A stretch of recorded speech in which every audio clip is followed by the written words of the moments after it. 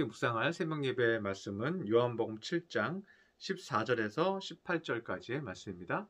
신약성경 155쪽입니다.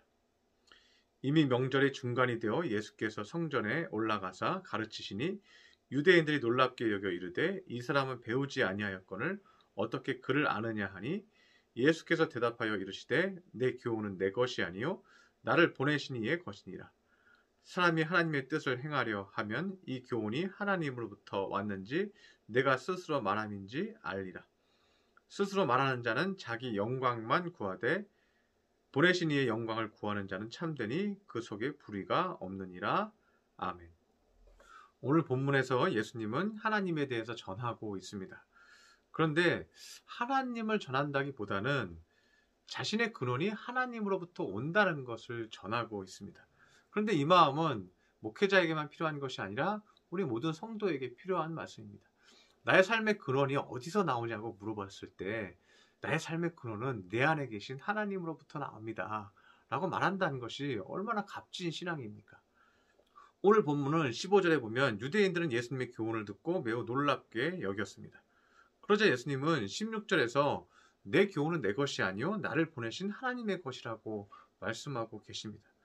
예수님은 자신이 말씀하신 교훈이 그 명확한 근원이 하나님이라는 확신이 있었습니다.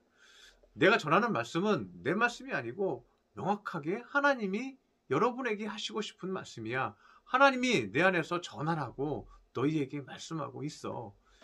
그런데 이런 것을요, 예수님은 보편화해서 오늘 본문에서 말씀하고 있습니다. 17절에 보면 사람이 하나님의 뜻을 행하려 한다면 이 교훈이 하나님께로부터 왔는지 사람의 뜻인지 알 수 있다고 말합니다.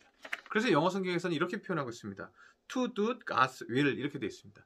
To do God's will은요, 하나님의 will, 의지예요. 하나님의 의지를 행하는 사람이에요. 그런데 그런 사람이라면 예수님이 말씀하셨을 때 그 말씀이 하나님으로부터 온 것인지 사람으로부터 온 것인지 너희가 알 수 있었을 것이다.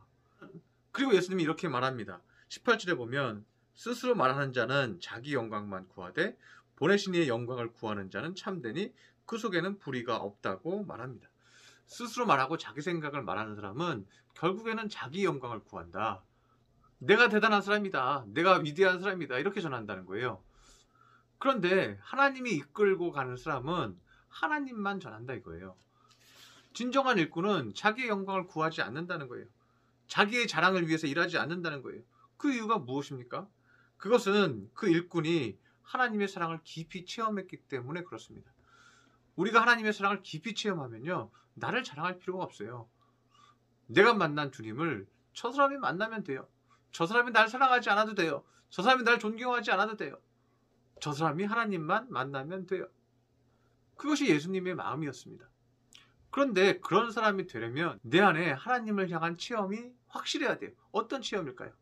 내가 연약할 때 내 안에서 역사하시고 일하셔서 어려움을 극복하게 하신 체험이 내 안에 있어야 한다는 거예요. 시편 73편 25, 26절을 보면 이렇게 말합니다.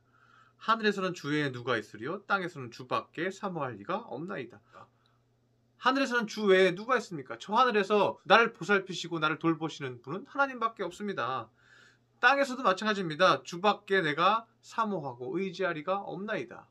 그런데 그 이유가 있는데 이렇게 된 이유가 26절에 내 육체와 마음은 쇠약하나 하나님은 내 마음의 반석이시여 영원한 분깃이시라. 이 시편 73편을 쓴 아삽이요, 그것을 체험한 거예요. 내 육체와 마음은 쇠약합니다. 내 육체와 마음은 연약한 존재입니다. 그런데 그럴 때마다 하나님이 내 안에 들어오셔서 내 마음을 반석으로 든든하게 지켜주셨습니다. 그래서 아삽은 자기의 영광을 구하지 않습니다. 자기 연약한 가운데 나를 도우신 하나님만 전합니다. 왜냐하면 자기 체험이 확실하기 때문에 그렇습니다. 마틴 루터는 이런 말을 했습니다. 우리의 삶은 평생이 회개거리다. 그러나 평생이 회개거린 것은 은혜 가운데 성장하는 유일한 비결이다. 이렇게 말했습니다. 우리의 인생이 연약하고 쇠약할 때가 많지만 그럴 때마다 주님 바라보고 힘을 내고 일어서는 것은요, 은혜 가운데 성장하는 유일한 비결이라는 거예요. 그리고 이러한 사람은 주님만을 전합니다. 자기를 높이지 않습니다. 고난 중에 있는 사람이 하나님만 만나기를 간절히 소망합니다. 여러분이 쇠약할 때 하나님의 깊은 은혜와 위로를 얻으시기를 바랍니다. 주님을 굳건히 붙들기 바랍니다. 그러면 여러분은 주님만 전하는 하나님의 일꾼 되는 겁니다.